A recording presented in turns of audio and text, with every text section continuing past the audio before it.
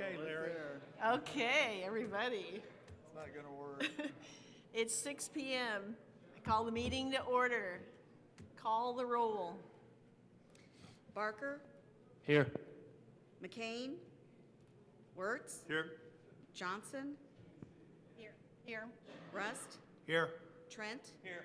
Griffin. Here. Okay, we'll do the Pledge of Allegiance.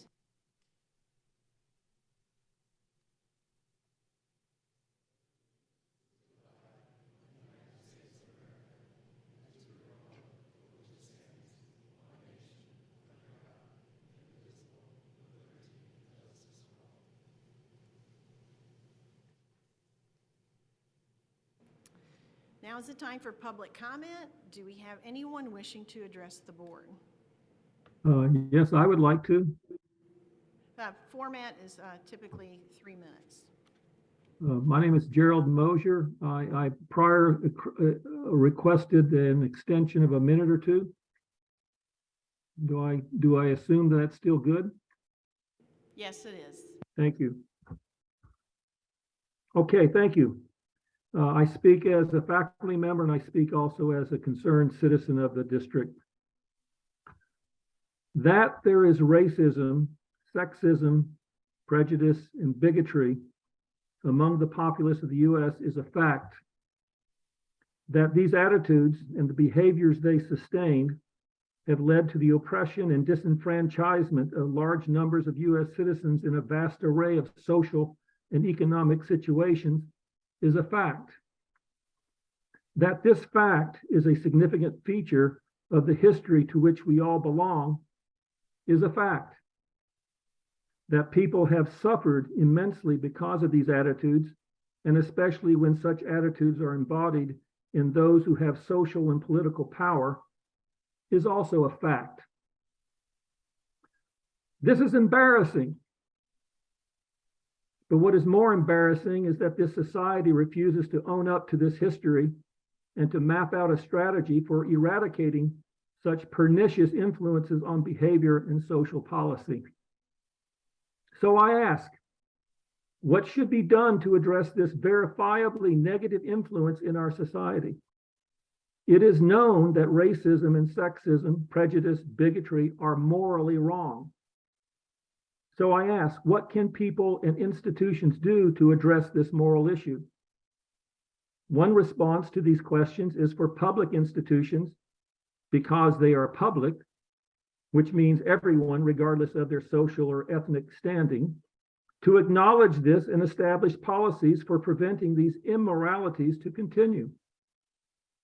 We at Lewis and Clark have that obligation because we are a public institution, and we have the opportunity to do so. I speak now about the fact that Lewis and Clark has formulated just such an acknowledgement and policy to address this moral issue in our society.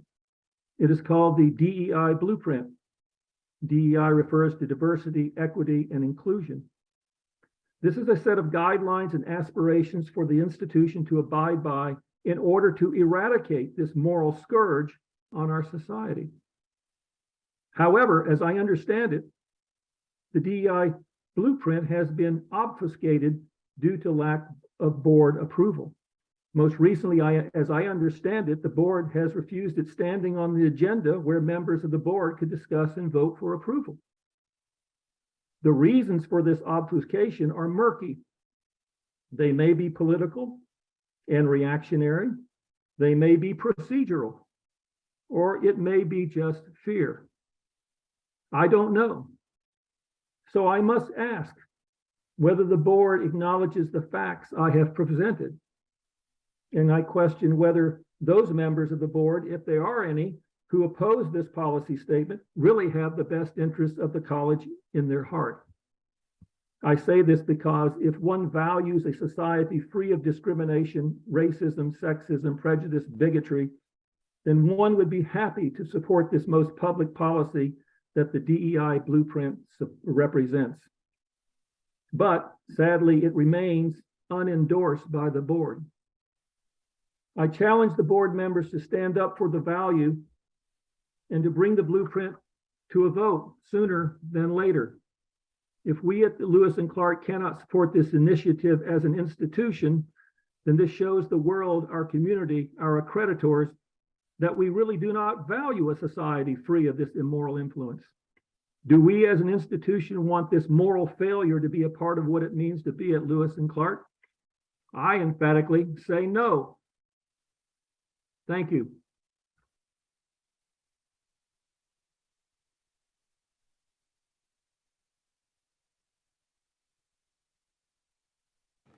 No one else? Okay.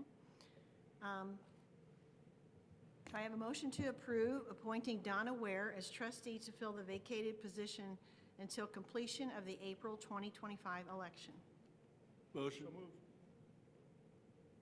Okay, I have a first and second. Any discussion? Okay, call the roll. Yes. Wertz, Yes. Rust, Yes. Trent, Yes. Griffin, Yes. Johnson. Yes. Okay, Ms. Ware, will you please step to the podium to take the oath of office? Sue will do that.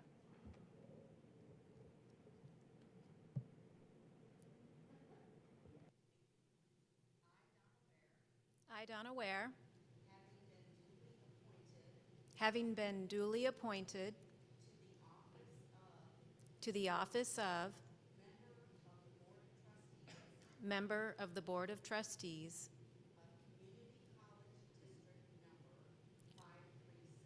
of Community College District Number 536, Lewis and Clark Community College,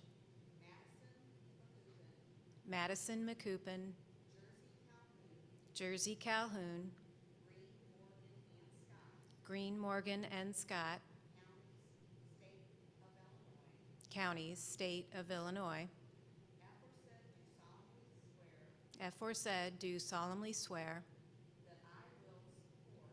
that I will support the Constitution of the state of Illinois, and that I will faithfully discharge the duties of the office of member of the Board of Trustees according to the best of my abilities.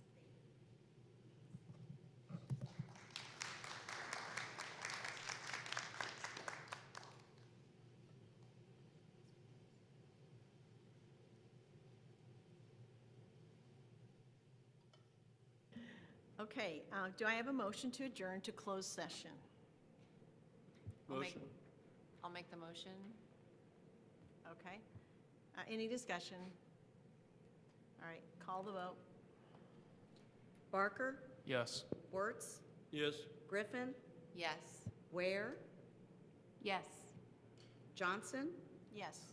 Rust, Yes. Trent. Yes.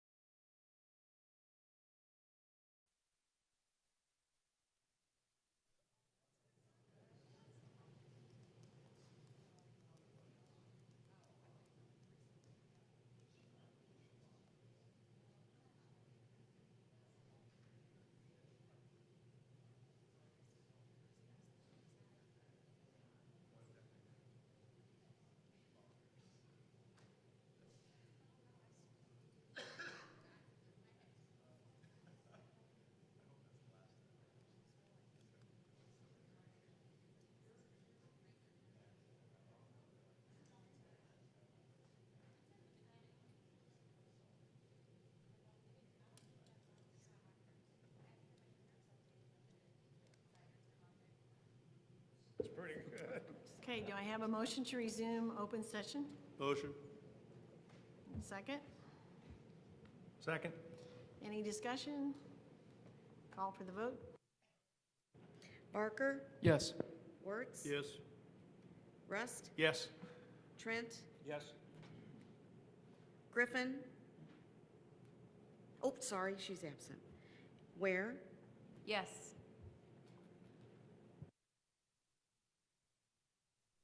Yes. Yes, did you say my name? Yes, all right, thank you. Okay. Do I have a motion to approve Resolution 23-9?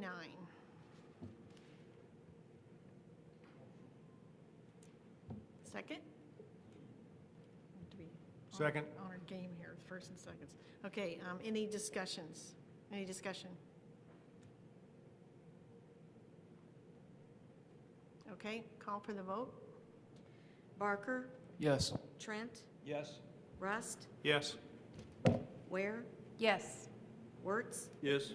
Johnson. Yes. Motion carried. Okay, Dr. Traska? Yes, Julie. So give a quick budget update here.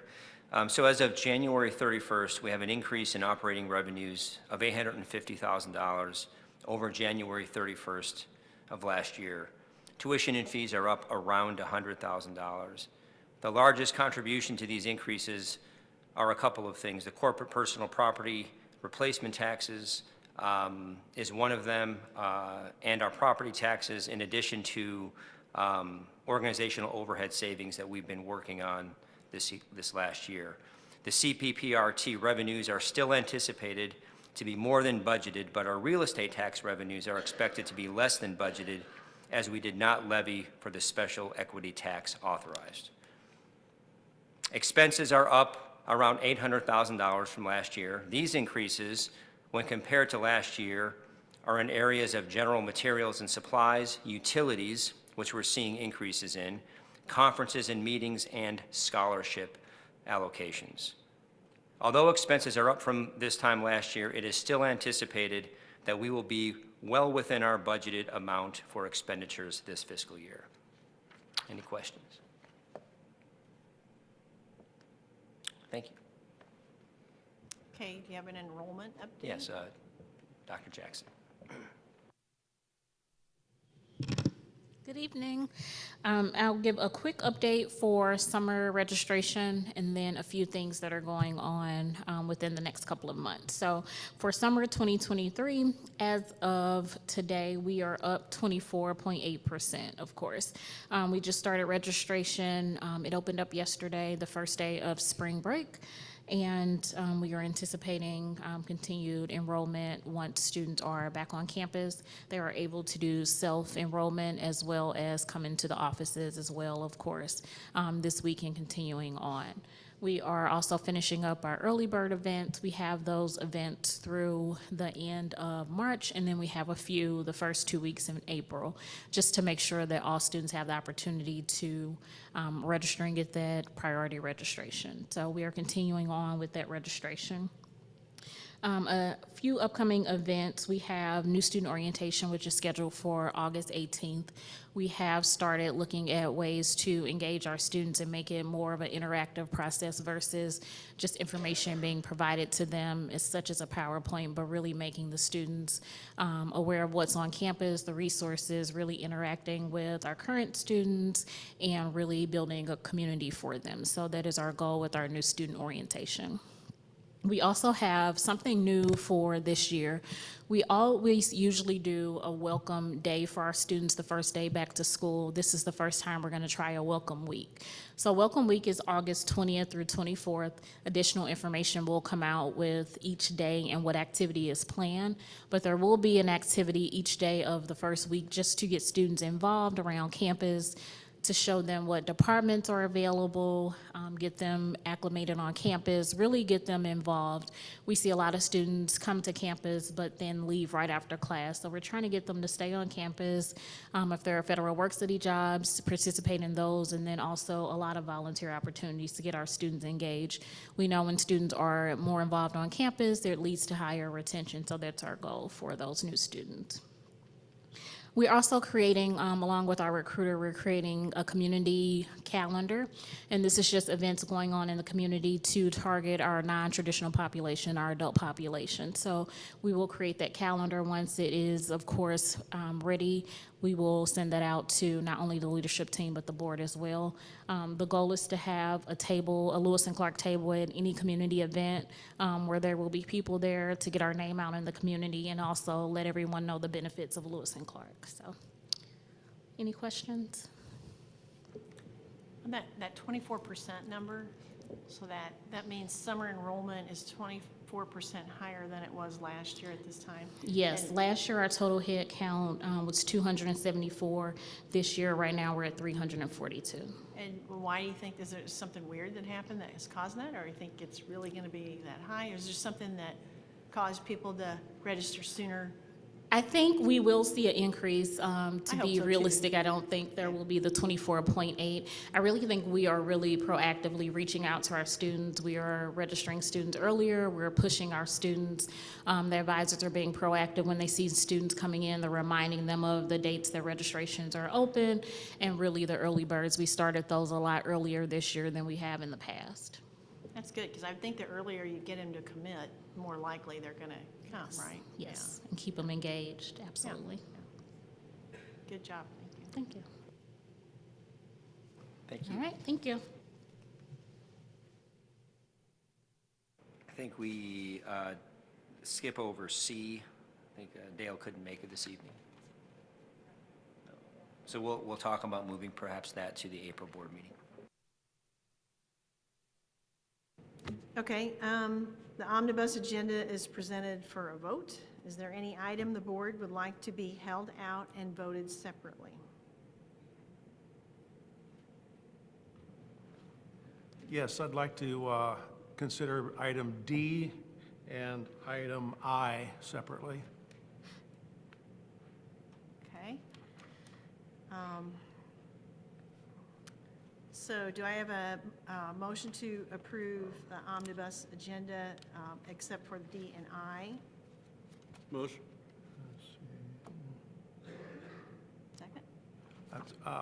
Excuse me, I don't want to pull, I don't want to pull item I, or Okay. D rather, the bills.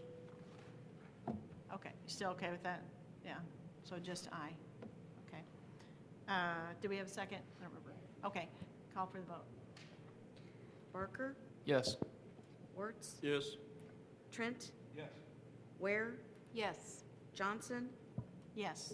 Rust. Yes. Okay, motion passed. Do I have a motion to approve item I? Motion. Second? Okay, any discussion? Yeah, I just wanted to, got a couple things I wanted to maybe discuss on that. I'm not sure who I'm talking to, but it has to be awfully frustrating to request quotes, but only get one quote or one bid.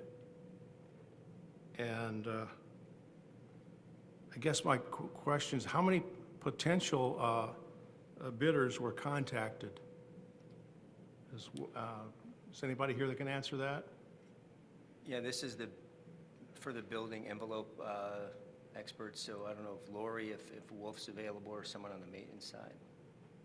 Mary? Give us a second, Kevin.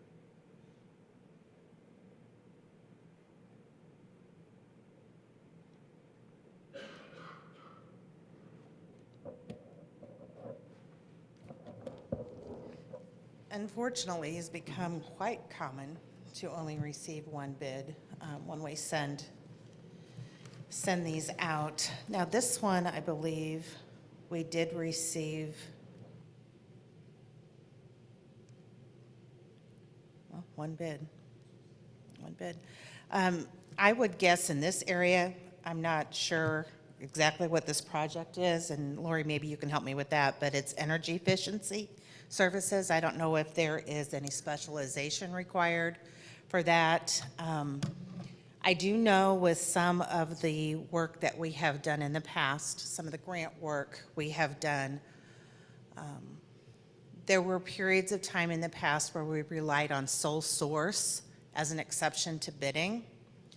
And through a Department of Labor grant, we were told that to prove sole source, you have to bid it and receive only one bid. So I'm not saying that's the case here. I'm not sure the details on this project, but we are sending out the bids to the vendors that are listed. We're not receiving responses. I don't know if they could be experiencing staffing issues themselves. Kevin, we're seeing that every day. We're fighting that every day at my office. Because you have labor shortage, your supply chain's broke, you can't get materials, you can't get people to work, so they just don't bid. And the stuff that we do get bids on, we ordered a new cat forklift, we'll get it in 84 weeks. 84 weeks. And we're having problems with pickup trucks. We can't get pickup trucks, so we finally ordered and got 6, but it took us like 6-8 months to get them. So when I see this, I understand it. You're not surprised? No, But no. In some ways, grateful we have a more- response. What's that? In some ways, we can be grateful we have a response. Yeah, I mean, because they can't get the people to do the work, and they gotta have the materials to install it. If you can't get either one of them, you just don't bid. So I understand when I see no bids or 1 or 2 bids, it's just a sign of the times right now, because our supply chain's broke and labor market.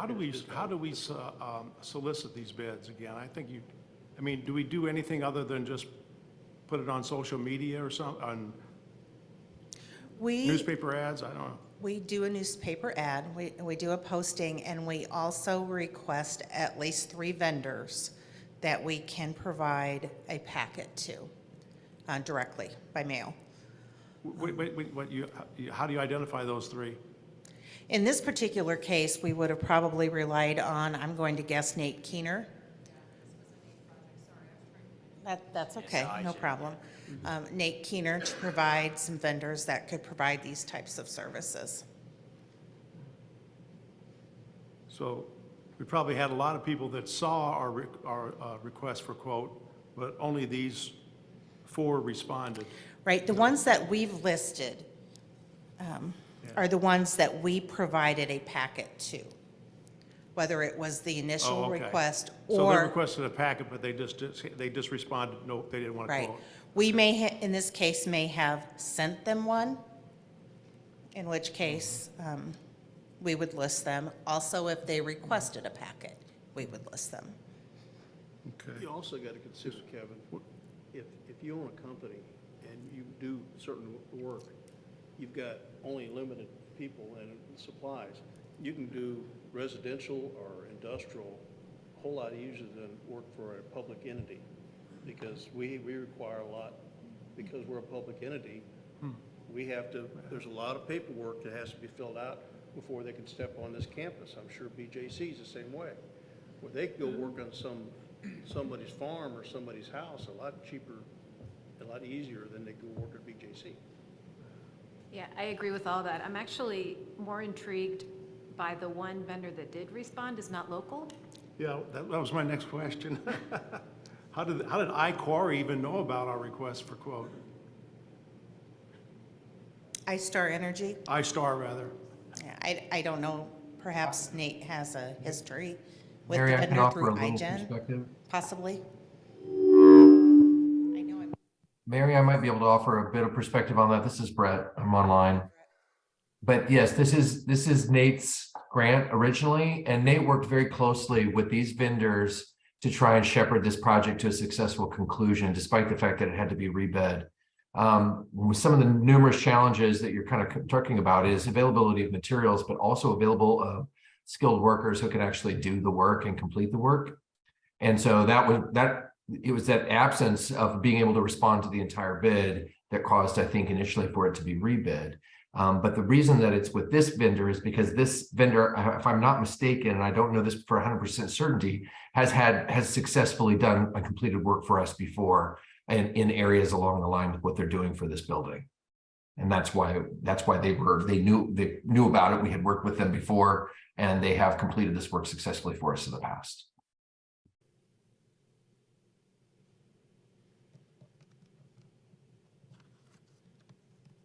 Hey, Kevin, go try to buy a car right now. You'll be shocked.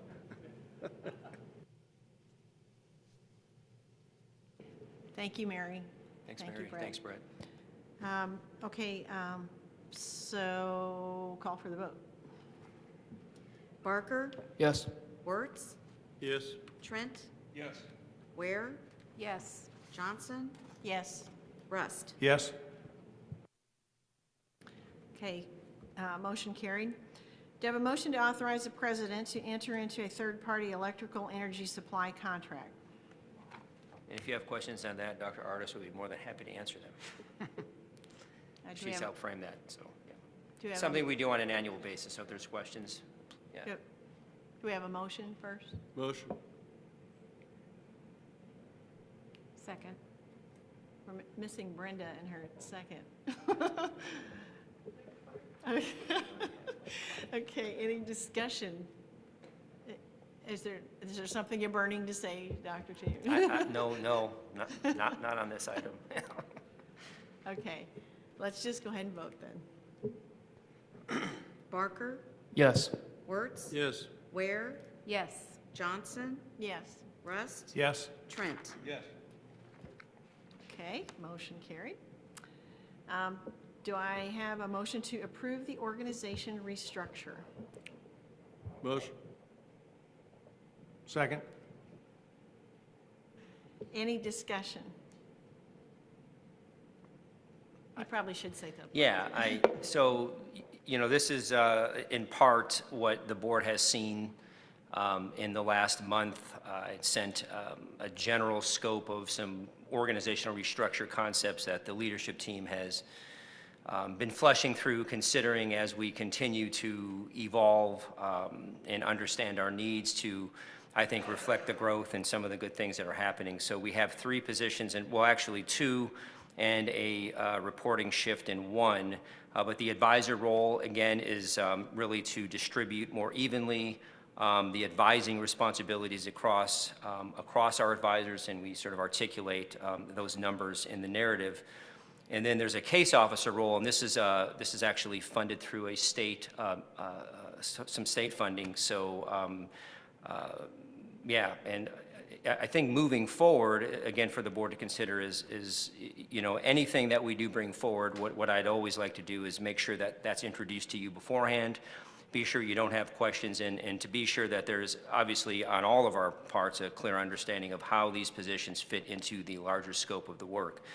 I do want to thank the leadership team and, of course, executive team and everyone who's been involved in these discussions, because, oftentimes if a position becomes available or open, we want to always take a step back and look at making sure that that investment is the best investment to move the college forward, and, of course, the best investment that can serve our students.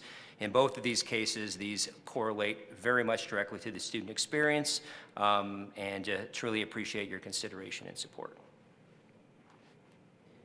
What funding vehicle will the state use to give us that 90,000? And is that guaranteed every year, or? No, I think that's over a 3-year funding. I don't know, Dr. Hill, it's 3 years, correct? The $90,000. Yep. For this fiscal year. Right. What they said, but, Yeah. subject to approval of later years, the future years will be closer to $210,000 per year. Right. So it's for fiscal year '23? Yes. Okay, so it's just $1,000 spent by part of the year? June 30th. Okay, Yep. and that'll come with a grant, through a grant, or how will it? That comes through the mental health early, I can't remember. Yeah, it's the Mental Health Early Action Campus Act, yeah. Okay. So not really a grant, you just got to justify, you just got to say what you're spending. Right, right. I talked about it a few years ago. I couldn't go to the right meetings, but I talked about it was unfunded then, and now money is coming in. Okay. And so we feel this, it would be for the rest of this fiscal year. The next year, the anticipation is for this money to be essentially a little more than doubled. So we'd essentially have funding for this position for the near future, yeah. But there is some question as to whether it will be funded, right? I mean, is it like a line item in the governor's In the governor's budget? budget. Or, you know? I believe because it's the Mental Health Early Action on Campus Act, there is likely a commitment to it. Yeah. Because, you know, the tricky part with such investments is, you know, we have sort of this direction arguably from the state, you know, to help support, you know, the work we're doing around mental health. And in order to make that sustainable, you know, I think if the state is willing to support that commitment, then they should support it. Otherwise, the right word's not burden, but the burden of that funding then shifts to the institution, which may have other priorities in addition to mental health that need funding. So this helps us address the need of mental health with the support from the state. So I would, not to speak for the state, but I feel confident they'll continue to fund this. Not that I'm against this Right. hiring or whatever, I'm just wondering how these things work, so. Okay. Any other discussion? Okay, let's call for the vote. Barker, Yes. Wertz, Yes. Rust, Yes. Trent, Ware, Yes. Johnson. Yes. Okay, motion carried. Informational items. Dr. Trask, is there anything you'd like to highlight in the informational items? I know Dr. Artis would like to always sort of recognize the recognition report, and then Dr. Hill and Dr. Jackson could talk a little bit about the ICCS AA Drive-In Conference, and yeah, and then if there's other questions on other ones, I can certainly look at addressing those. All right, I'll try to be short. I know we're running long already this evening, but I don't want to not take the time to recognize our amazing team members. Just 3 members in our recognition report this year. Gary Snyder is a new member of our maintenance team. He actually started out as a logistics tech working in our field maintenance crew and just saw how much need there was in our building tech division, so offered to help out there. So that he's now cross-trained, and I'm sure we'll just let the building tech supervisor and the logistics supervisor kind of fight out over who's going to win him after all. But just want to give him credit. He is definitely going above and beyond. Ann Wilson is an academic advisor who has been acknowledged for going above and beyond in terms of using her passion for advising our students on campus. And I wanted to mention Corinne Fisher.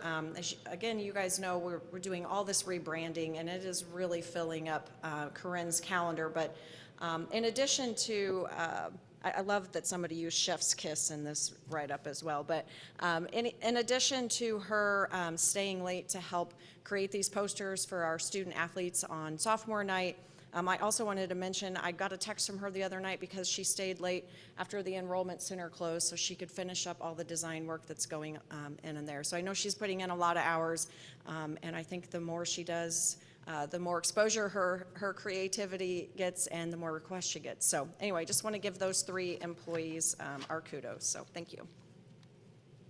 Thank you, Lori. Any other questions? The last item there is the Honors College, and probably now, I know you all probably seen that, but we hosted the statewide Honors College Symposium, which was really amazing, and had a chance to engage with, listed here, about 10 or so colleges and universities, community colleges and universities and colleges from across the region, so and state. So it was really great to have them on campus, and I think that Peter Hussey, Jen Klein did a great job of leading that initiative, and there's a whole bunch of people that are thanked in the narrative that were involved, and I believe will continue to be involved as this work continues to advance. So just really great to have these things happening again and to have such a great group on campus. That's it. Okay, thank you. Leadership team reports? Sure, so, yeah. Oh yeah, Dr. Hill is going to talk about G, I'm sorry, yeah, go ahead. I just wanted to make sure the board was aware of an event that was hosted at the college on February 10th. So we are part of ICSA, which is the Illinois Community College Student Activities Association.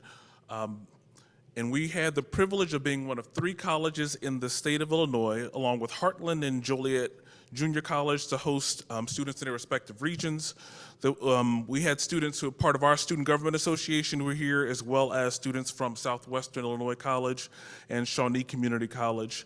And the students who attended the event talked about several things, including school-life balance, programming, clubs, burnout, leadership, funding, and the role of students in it. And I'd especially like to acknowledge Jared Hennings, Coordinator of Student Activities, who was instrumental in this effort, and he's also the ICSA Southern Regional Coordinator.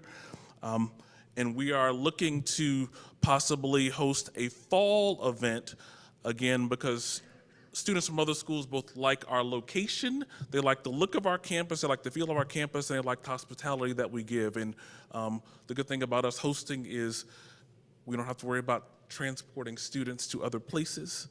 So it saves us money by having here as well. So I don't know, do you have any comments about the event? I went to the event. I thought it was really good, and we got to discuss a lot of interesting things. And as it turns out, trying to organize more student interactivity on campus is kind of not just an issue that we have, but everyone has. So it was nice to kind of trade ideas with other students about what they try to do on their campus as well for that. Yeah. So I feel like that was really productive. Thank you, Mr. Barker. Any questions? Thank you. Thank you, Sean. Next up is Dr. Swinski for the riveting academic. Riveting, that's how I described it. And the expectation is set now. Riveting, yeah, okay. Everybody take a deep breath. No, I just wanted to update you on a few things, and there were some questions, so I wanted to address those as well. So TEM, we have 5 active members in TEM right now. We have several others that are joining us for meetings, asking questions, trying to figure out if this will fit or not.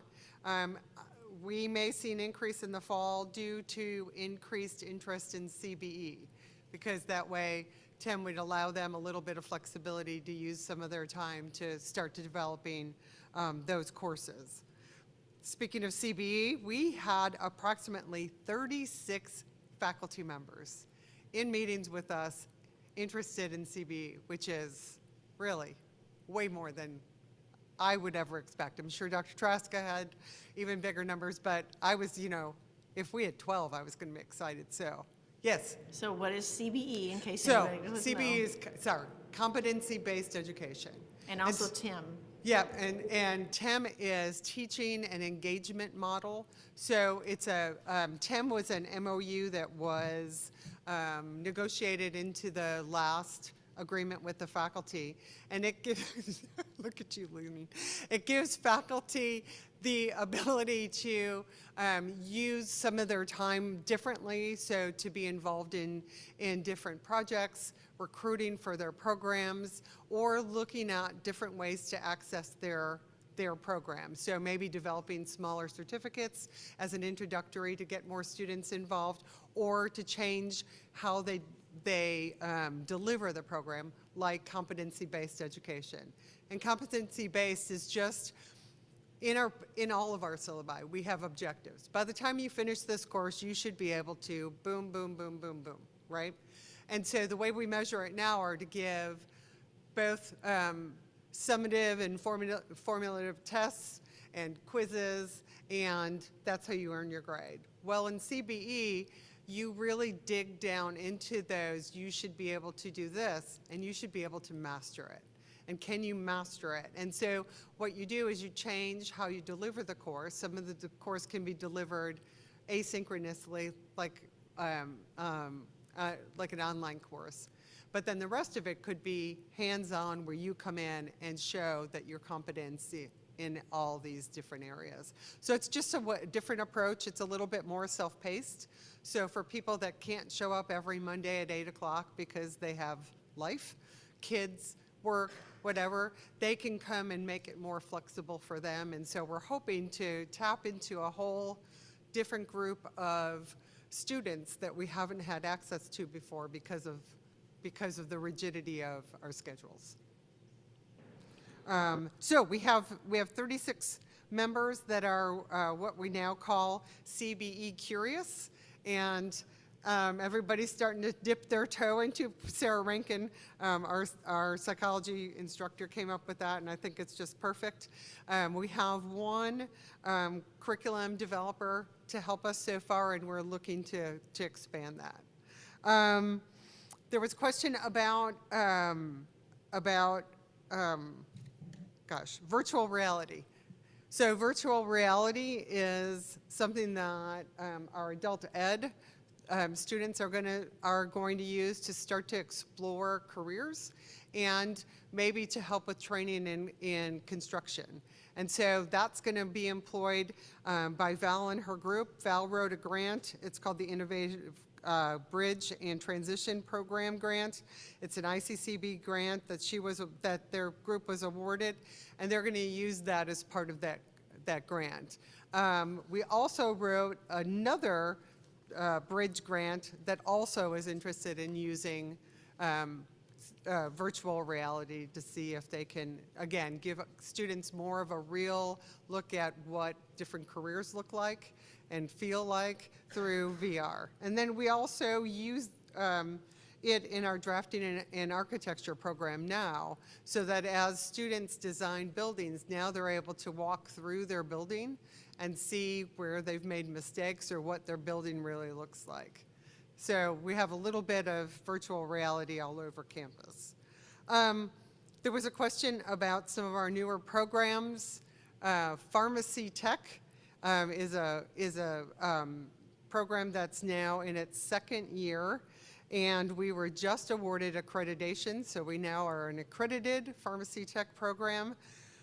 We still struggle with small numbers, and that's because there was a law that was supposed to come in to place that all pharmacy tech students would have to go through an accredited program to be able to become certified.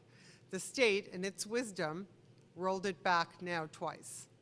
And so it's rolled back all the way to January of 24, and I have a feeling that won't be the last time it's going to be rolled back. While it's not necessary, we don't have students. And so we're really struggling to recruit. We're doing our best, but if you don't need it, it's easier to just be trained on the job, and that's what they've been doing all along, is you train on the job and then you go test. Our diesel program is suffering from the same, not because of a law, but just low enrollment. We have, I think the biggest number that we've had in a class is 2 or 3. Our automotive program is doing all right, but we just haven't, that program hasn't caught fire yet. So we're going to keep, recruiting, but that is a struggle. And that grant, that was also part of a 3-year grant, and that finishes up this summer. IT is one of the programs that's interested in CBE, and so we're trying to get them up to speed and kind of light a little bit of fire under our IT program so that we can get those competencies in place and do our application to HLC, because all we need is one more program, and then we don't have to ask permission anymore, so that makes it easy, and then we can just develop what we want to develop. And I think the last program that was inquired about was agriculture, and the only ag that we really have looked into was ag business or ag management. And I think Doug Snyder-Hines has been looking into that and has been, trying to kind of lay out what the curriculum would look like. Any other questions? How's the coffee cart? Oh, it's so wonderful. It's so cute. They're such a joy. It's so wonderful. Yeah, and it's pretty crowded every time they have it. So, and the coffee's great.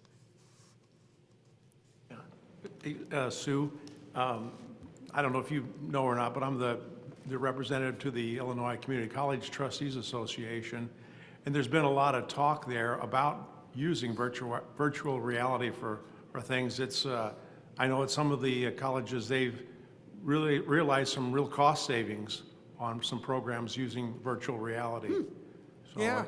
I hope we can go forward with that here. Now, I did have one kind of more specific question. Now, you mentioned using virtual reality, like in construction projects or possibly in architecture, I suppose, and they can actually walk through the building that they designed and they built or whatever. Yeah, yeah. Okay, now, so if they did something wrong, or they didn't construct it correctly, would there be like a virtual crash?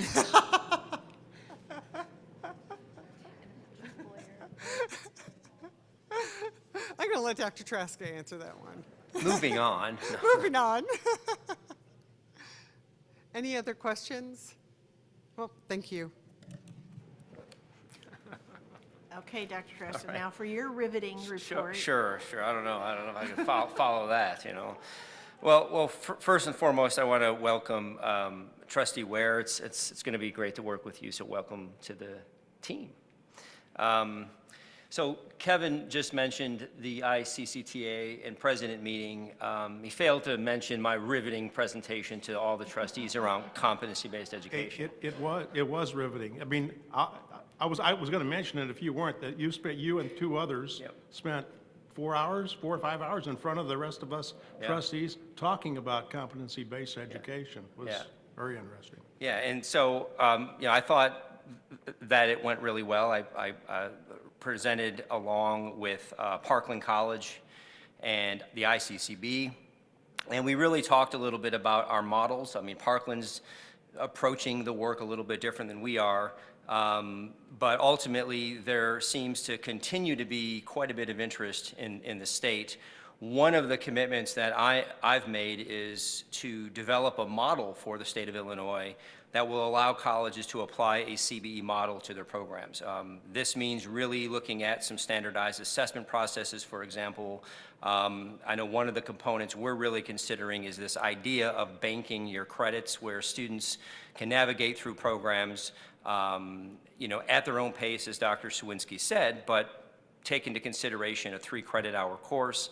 Right now, if you, say, run into some issues as a student, the last part of the semester, don't do very well, fail that test, you might fail that class or not pass it with a grade that you want because maybe you're trying to transfer. Current model says you have to start from scratch, take that class over again.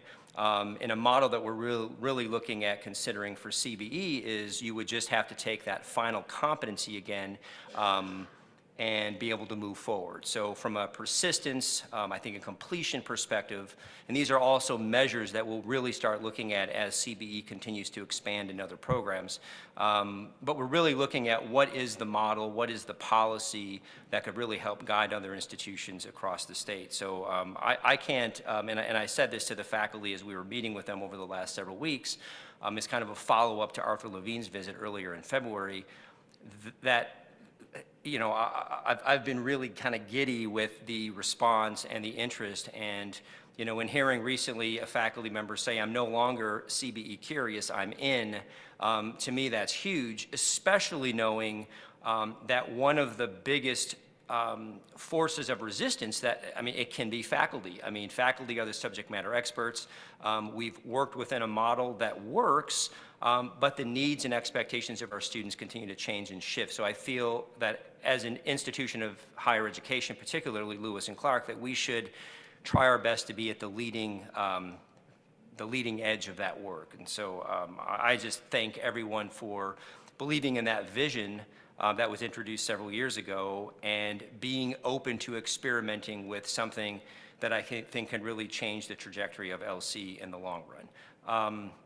So this leads me to the next thing. I had the opportunity to travel to DC a couple of weeks ago, and typically I would go to the National Legislative Summit, and usually around that time, that conference is attended primarily by presidents and trustees, but there's also opportunities to meet with legislators. Because Arthur Levine had come during those days, I was unable to travel as I typically would, so I took the opportunity to go on my own, and I had a chance to meet with legislators. I met with 3 specific legislators or legislative teams, and I want to thank Gabe for helping set these meetings up. Senator Duckworth, Senator Durbin's team, and then Representative Budzinski.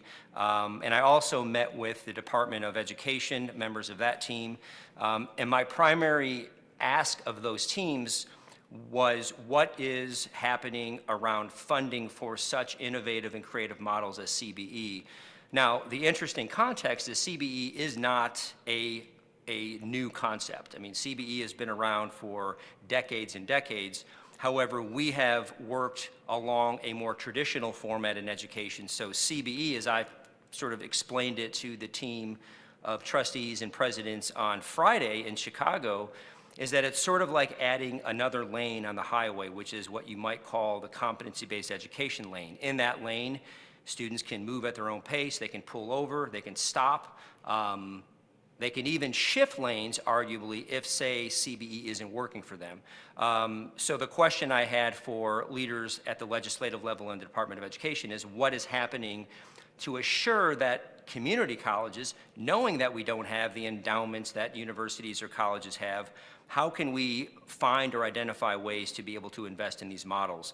And I will say that all of those meetings were excellent, and I don't mean to sort of pick out one that really shined for me, but meeting with Senator Duckworth got me so excited because she understood what we were trying to do. She understood that CBE can absolutely change how we define access and agility in Illinois, and essentially said that there are many businesses trying to move to Illinois, and gestured that I should be part of helping those companies get here by introducing and talking about how CBE can do that. So I wouldn't do that alone. I would bring quite a few of our team members to be part of those discussions.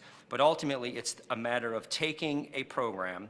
So if you look at a menu and say, I want this, this, and this, you create a very customized solution that will train prospective employees for companies like Panasonic or other manufacturing companies that are looking to come to Illinois, and they look at community colleges to be able to train and prepare those employees to be gainfully employed moving forward. So it really got me excited, and she suggested to me of a bipartisan effort with the HELP Committee, which is the Health, Education, Labor, and Pension Committee.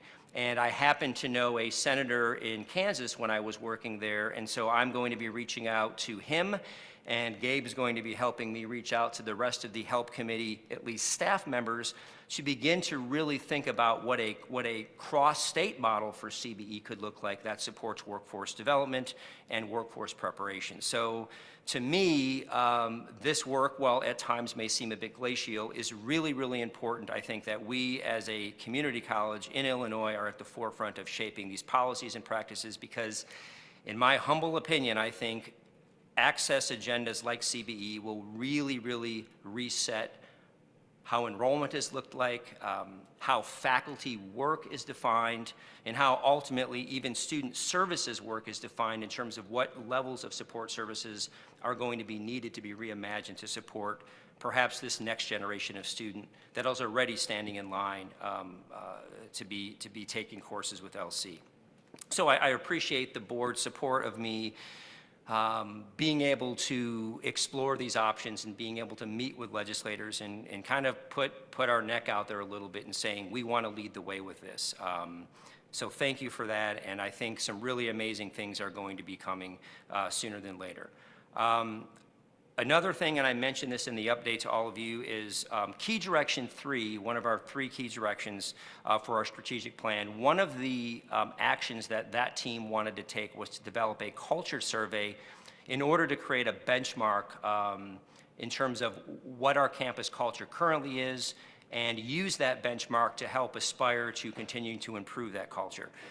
We talked a little bit about this today in the exec team, and I want to confirm this, but I believe that when we did a survey with the campus about 2 years ago, when we started to really explore what does the campus want, what does the community want in terms of focus when it comes to our strategic plan, and KD3, which ultimately is focused on building transparency and culture across campus, that was the most, I think, supported one. Like, this is where we really want to work. And I think that is to the point that we can have a really great vision as an institution, but unless our culture is continuing to evolve and that is supportive, that strategy won't really come to fruition. So I'm planning to present our results to the campus in April, and I'm going to share those results also with the board right around the same time. So the exec team and I and members of the leadership team are shaping that presentation as we speak. So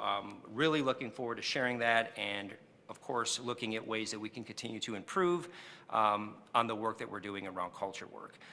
Another thing is, I won't read off the email, but I know Hastings and Chavetta, I'd like for them to present to the board in April to give a comprehensive update in terms of where we are. Over the last several months, they have been engaged in focus groups, and our sort of main complex mover team has met. They recently met with them again last week, and so there'll be some additional follow-ups.